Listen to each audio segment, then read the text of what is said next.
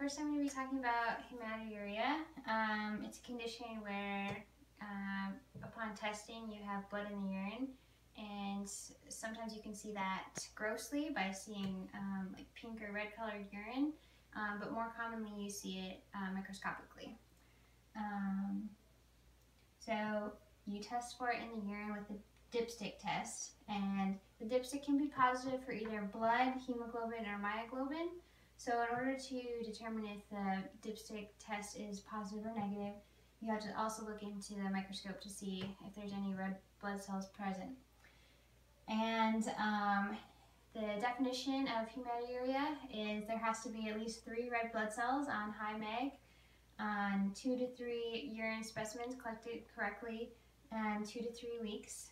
And if there's an increased amount of protein in the urine, it can be indicative of hematuria caused by glomerulonephritis. And as I said, it can be grossly be seen in the urine by the color, but more likely microscopically. And the red blood cells that you'll see under the microscope can also be indicative of the location causing the hematuria. So if the red blood cells are all the same monomorphic, you'd think that they're coming from elsewhere after the glomerulus, but if they're dysmorphic, you're thinking that it's caused by the glomerular capsule, because when the red blood cells are squeezing through, it deforms the red blood cells. So there's a lot of different causes of hematuria, but the most common causes you want to think of for like young females, they'll have UTIs as a really common cause, and in the elderly you want to think of malignancy. So that is blood in the urine, and now we'll move on to protein in the urine. And so generally there's a relatively low amount of protein in the urine.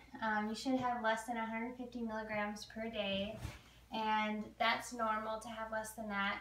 And the most common protein to have in the urine is the TAM horsefall proteins, and those are excreted from the thick ascending loop of the loop of Henle.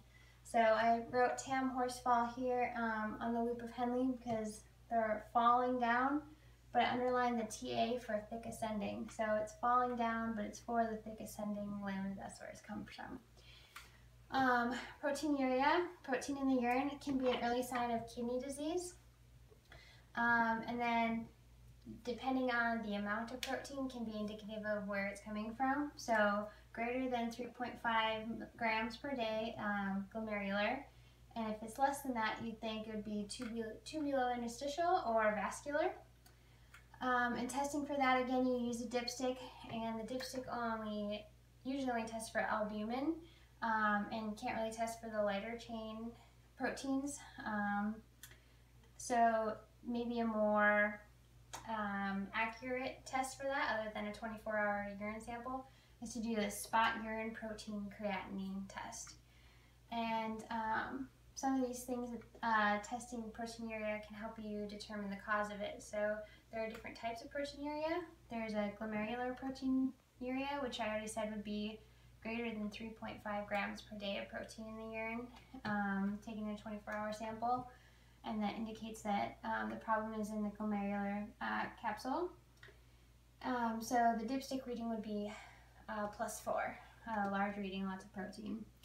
And that is caused by an increased albumin filtration through the capsule, and that can be caused by a lot of different reasons, namely diabetic nephropathy, minimal change disease, membranous nephropathy, focal glomerulosclerosis, and amyloidosis.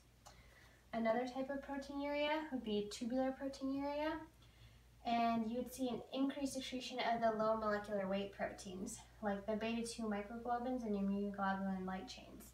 So that's a little bit differently and isn't as sensitive for testing with the dipstick as with glomerular. It's caused by interference with the proximal tubule reabsorption of those proteins, because they're all filtered through and they're normally all reabsorbed in the proximal tubule right away. But in this condition, they're not reabsorbed, it's interfered with, and a reason for that could be hypertensive nephrosclerosis or analgesic nephropathy that would cause those to not be reabsorbed. Another type of proteinuria would be overflow proteinuria, which is exactly what it sounds like. You just are making so many proteins that they end up getting filtered out. So multiple myeloma would be the most popular cause of this. And so you have an increased glomerular filtration and excretion. So to wrap that up, now we'll come over here and we'll talk about nephrotic and nephritic syndromes.